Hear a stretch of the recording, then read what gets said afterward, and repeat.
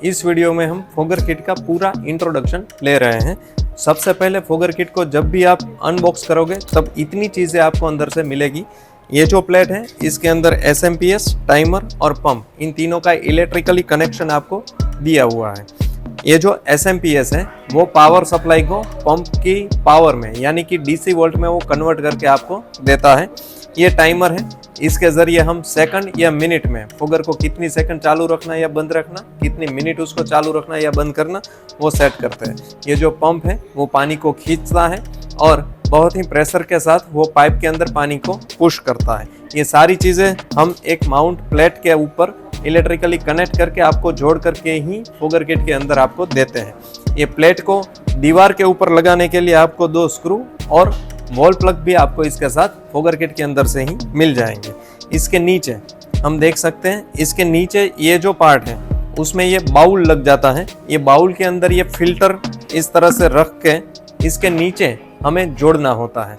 ये बाउल और ये फिल्टर क्या काम करता है तो कि वो पानी को फिल्टर करने के बाद वो पंप में पानी को जाने देता है। उसकी वजह से ना ही तो पंप में कचरा जाता है, ना ही तो नोजल के अंदर जाता है। उसके बाद ये पंप के जो आउटलेट में हमें ये पाइप को कनेक्ट करना होता है। ये कनेक्ट करने के लिए कभी कभार हमें पाइप को बीच में से काटने की भी ज़रूरत पड़ेगी।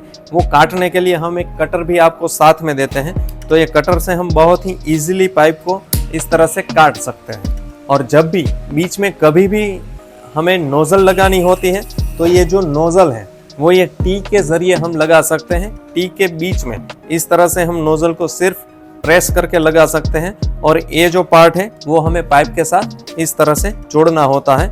इसको पुश करके हमें एक बार सिंपली खींच लेना है तो ये पाइप के साथ कनेक्ट हो जाएगा। जब कभी भी हमें बीच में ये सारी जो नोज़ल लगानी है तो बीच में पाइप को काट करके उसके साथ इस तरह से टी और उसके साथ नोज़ल लगाते जाना है।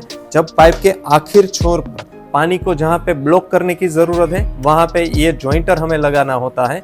जॉइंटर के साथ में हमने एक पुश स्विच भी आपको दिया है जो पानी को ब्लॉक करता है, पानी को आगे जाने के लिए रोकता है। कभी कभार कस्टमर का क्वेश्चन ये आता है कि मुझे 10 से ज़्यादा नोज़ल की ज़रूरत है, तो 10 से ज़्यादा नोज़ल हमें अगर लगानी है तो हमें पंप जो है वो बड़ी कैपेसिटी का चाहिए। पंप बड़ी कैपेसिटी का लगाएंगे तो उसके साथ में जो SMP/S है वो भी हमें बड़ी कैपेसिटी का लगाना पड़ेगा।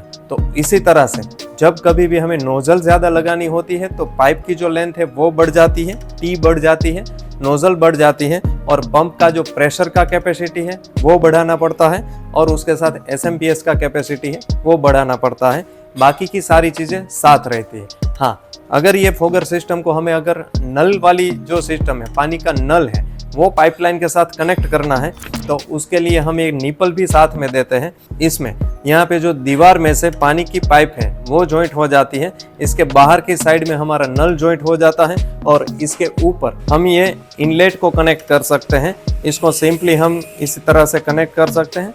दूसरी साइड का जो पॉइंट है यहाँ पे हम ये वाली पाइप को डायरेक्टली कनेक्ट कर सकते हैं और यहाँ पे जो ऊपर वाला पॉइंट है यहाँ पे हम ये वाली पाइप को डायरेक्टली कनेक्ट करके उसके साथ नोज़ल को जोड़ सकते हैं। इस तरह से हमारा पूरा जो फोगर का किट है उसके ज़रिए हम फोगर का यूटिलाइजेशन कर सकते हैं।